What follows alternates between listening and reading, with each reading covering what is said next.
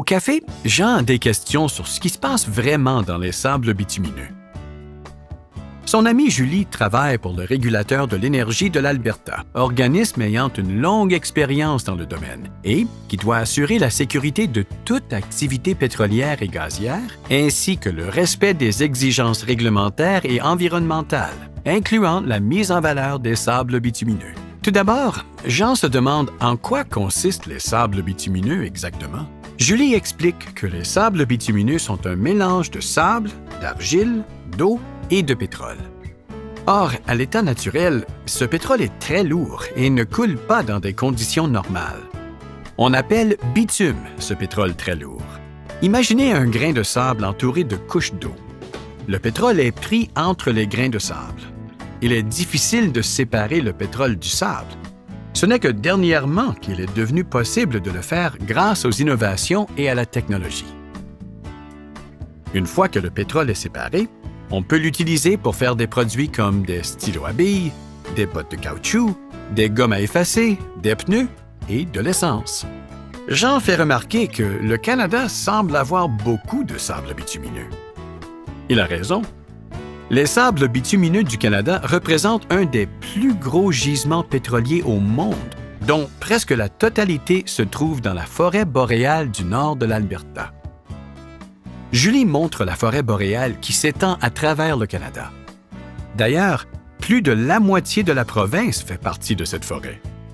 Julie montre à Jean où les sables bitumineux se trouvent dans le nord de l'Alberta et indique où l'exploitation minière peut avoir lieu.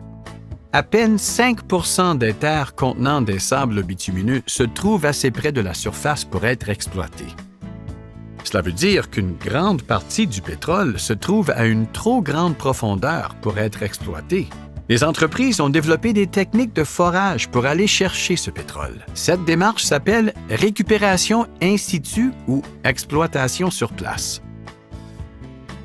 Jean fait remarquer que le forage dans les sables bitumineux semble assez compliqué. Julie est d'accord. La récupération in situ est une technique relativement nouvelle et novatrice, même si l'existence de sables bitumineux remonte à des centaines d'années. Bien avant que ces sables ne soient identifiés en tant que source énergétique, les Premières Nations utilisaient ces sables pour assurer l'étanchéité de leurs canaux. Les premiers exploitants utilisaient les sables bitumineux pour asphalter les routes. Nous avons beaucoup appris depuis les premiers développements commerciaux en 1967.